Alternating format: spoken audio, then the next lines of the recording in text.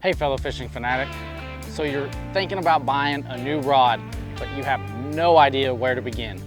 Well, I've tested several of the best rod brands on the market, and I've come to the conclusion that they're all generally about the same, but there are a few that stuck out to me. And today I'm going to tell you all about the brands that I consider buying when buying a new fishing rod.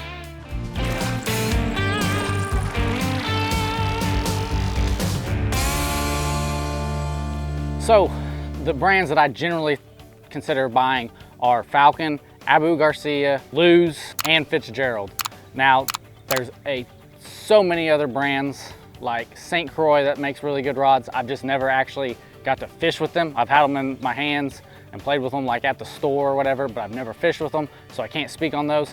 I've heard they're really good and I really want to get my hands on them. I just haven't yet. But there's all kinds of rod brands out there. So like I said, I think they're generally the same though. As far as I can tell, getting my hands on them and fishing with the few that I have, I can't tell that much of a difference to justify, arguing one way or the other unless you're paid by them, which is the case for most pros. So they're gonna tell you that their brand's the best. So as we begin, be sure to leave your favorite rod brand down in the comments below so that I can check it out. Maybe I can get my hands on it and test it and leave a review and let you know what I think about the brand too. My name's Wesley Littlefield with anglers.com, and growing up fishing, I didn't understand the importance of having a good fishing rod. I honestly thought they were just all the same. I would go buy just a cheap one, or my parents would go buy a cheap one and I'd take it to the pond and catch a few fish with it. But then I went and fished with some buddies that they had a little bit higher end, probably mid-level is what I would consider these fishing rods. And they let me fish with one and I started catching a lot more fish with it just because of the sensitivity, just because a little bit better hook set action, whatever it was, I caught more fish with it. And so since then, I'm a believer in at least getting a good quality rod.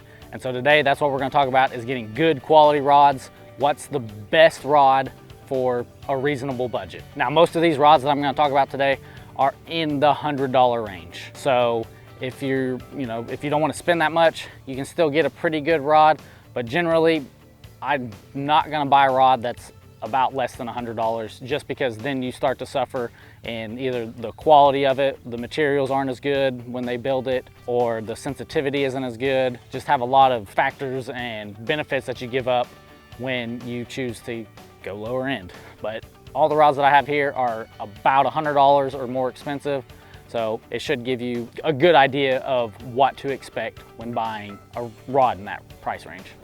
So after that fishing trip with my buddies, I went out and bought myself better rods. And honestly, I haven't looked back, because I believe that they've made me catch a lot more fish when using those less expensive rods. I just wouldn't have caught those fish. So I'm here to say that using a better fishing rod will catch you more fish. Hands down, I'm a firm believer in that. So if you have a bigger budget and you can go even more expensive than these rods, then shoot, by all means, go for it. I know a lot of these brands generally have more expensive rods than what I'm about to talk about, but like I said, for my weekend angler kind of fishing habit / addiction, $100 rods, price range $150 rods are generally good enough. So let's move on to what is the best rod. Which ones did I come up with that I would use time and time again? And they are Falcon. Number one that's probably my favorite rod brand to go with. This one specifically is the Buku, and I love everything about it, to be honest. It's plenty sensitive for the fishing that I do. It's lightweight, so I'm not getting tired. This specific model has plenty of action and power. So if you don't know about action and power, real quick, action is how fast that tip's gonna move when you go to set the hook, and power is actually how much it's going to bend in a sense, and how much power you have fighting that fish is really how I think of it. So like I said, I really like this rod. There's not a lot that I would change about it, to be honest. Super comfortable. I love having the extra little hand grip here when casting, when fighting a fish. If you need it to really reach out, grab both hands with it, and fight it around a tree and then keep reeling, it's great. Feels well in the hand, super sensitive. I really don't have any complaints with it, because it's, like I said, it's a $120 rod. Absolutely love both of my Falcon rods, and in the future I plan on buying more Falcon because I think I've had this one for 3 years now, and I've had my other one for like almost 10, and they don't look new because they've been used a lot, but they're still holding up, very durable, and absolutely worth the money are Falcon rods. So the next rod that I'm going to talk about, or rod brand really, is Abu Garcia. Now, my very first rod and reel combo was a Black Max by Abu Garcia, and I literally fished with it so much that eventually I wear out the gears in the reel, and the rod I ended up breaking off the hook keeper, and that's it. That's like all the problems I had with it. And I think it was like a $79 rod and reel combo, so it was super cheap considering rod and reel combo, but it held up for years and I liked it. I don't think it's as sensitive because I think it was more of like a fiber, a little bit of fiberglass in it and everything, but generally speaking, it was great for beginners. I would highly recommend the Black Max for beginners. If you're just looking for a rod and reel combo, go with that one. This rod is a little bit step up above that. So this is the Veritas, and I hadn't fished with it till just recently. Last few months I've been fishing with it, and I really like it. Now, to be honest, I don't see much difference in it and the Falcon rods. It's just like a personal preference thing. I like the look of the Falcon rods. I don't like the bright whiteness of this one, and so I tend to grab my Falcon rods. And that's really all I don't like about it. It casts great. I've fought fish with it. It's held up well for what I have done with it. It feels a little bit heavier and it's not as well balanced, I don't think, as my Falcon rods. But once again, I mean, it's still a $100 rod-ish, around that range, and it works really well for a weekend angler. So one thing that the Falcon rod has and this rod has that I absolutely love, and I don't like buying rods without it, except I do have one coming up, but that is the foam grips. You can usually get, I think it's EVA foam or a cork, and I 9 times out of 10 buy the foam grips just because I like the way they feel in my hand a little bit better, and I think they hold up better. So that's a little pro tip when buying any rod, is look at the grips. Generally speaking, the foam grips are going to be a little bit more expensive, but they hold up a lot better. So EVA foam grips are the way to go. So the next rod that I'm going to talk about is the H2O Express, is what it used to be called. And it is the rod that has the fork grips. And I actually really like this rod, mainly because it was super cheap. I think this one was $69, and it might even been less than that. So for beginners, this is a killer rod. Now, like I said, it has the cork grips, and you can already see that they're starting to chip out a little bit, and they're just not as good in my opinion. But for the price, it's hard to beat. I've caught a bunch of fish with this. It's sensitive enough for me to feel a pretty light bite. It's not the most sensitive rod that I have, because once again, I didn't pay that much for it. But considering the quality and how well it's hold up on how rough I treat my gear, they get beat around a lot, and the eyes are still great. They're all still straight. Rod still doesn't have any crazy creak sounds like it's about to snap, nothing. And I mean, it still looks in pretty good condition considering how rough I am on my gear. So overall, I highly recommend the H2O Express. This is a Academy brand, I believe. So if you want links to any of the products, I'll leave them down below, absolutely. You can use those to purchase them. We get a slight commission when you click those links, and it doesn't cost you any extra. So it helps us keep going, making content like this, and you get more gear. The next rod we're gonna talk about is actually a rod brand that I hadn't ever heard of till last year, and I found it at Red Crest, and I bought one because they were making some kind of crazy claims in my opinion, and I just wanted to test it out.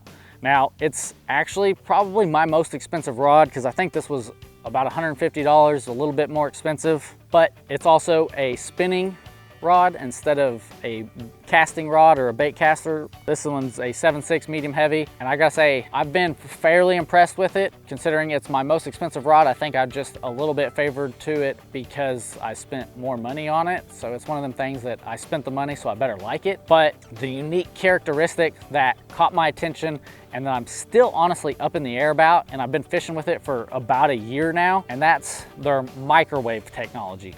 So you can see here, I hope, that the eye looks a little bit different than a typical eye looks.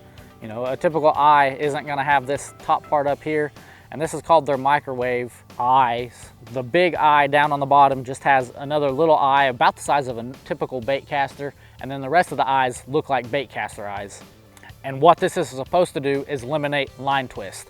Now, I've intentionally put line backwards, spooled it on incorrectly onto this reel to test it out, and I still get a lot of line twist doing that. Not doing that, I get less, obviously, but it still hasn't completely eliminated it like I was hoping it would.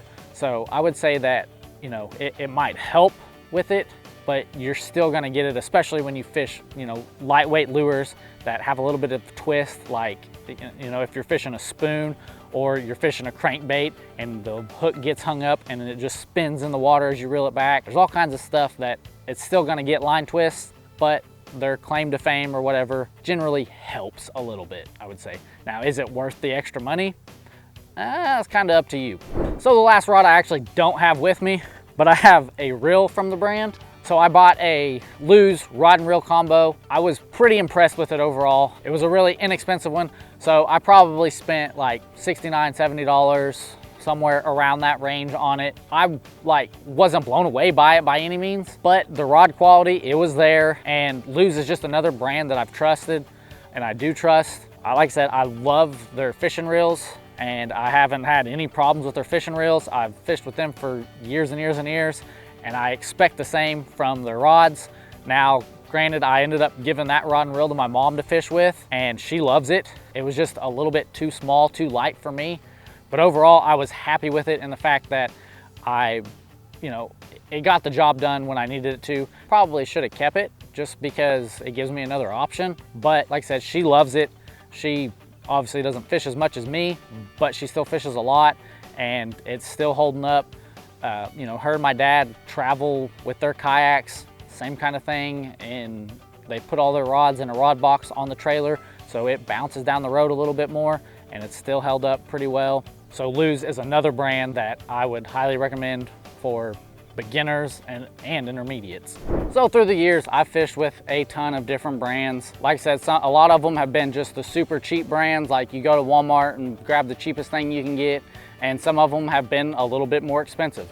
Obviously, I'm gonna go with the more expensive ones. I just know that they're made of better materials, they have better sensitivity, they just hold up better overall. I tend to stick with about the $100, $150 range. Number one, it's easier to justify with my wife, and number two, I just don't need the $300 rod because I don't depend on fish for income. Like if I was a professional fisherman and trying to pay the bills with my fishing rod, then absolutely I think that $300 rod with a little bit of extra sensitivity that it gets, and it's a little bit lighter, I think it's absolutely worth it. I've held those in my hand, I've talked with salesmen about them, and they've sold me on them, except for they haven't fully sold me because I'm not willing to drop that kind of money on a $300 rod. Even after all the brands and the high-end rods that I've fished with, I still find myself going back to Lews and Falcon personally. And as I mentioned earlier, I would really like to try some St. Croix rods, so that's probably coming in the next year or two. And 13 Fishing is another good brand that I've tested out, or I haven't tested out fishing wise, but I've held them in my hand. I've talked to some of their reps and stuff, and they seem to make really good quality rods, but they were the higher end rods. Now they obviously have some lower end rods that I've never used either. So those are a few brands that I would recommend. I would absolutely trust 100% to go out and catch fish, because remember, most of these rod brands are generally about the same. They use a little bit different materials, but overall, if you're buying a $100 rod, it's gonna be a pretty good rod, at least from my experience. So now that you know what brand to go with, it's time to figure out what rod length you need to use. Because believe it or not, that's very critical when wanting to catch a lot more fish. I found that using a correct rod length for the application lands you a bunch more fish. So if you want to figure that out, watch the video down below me.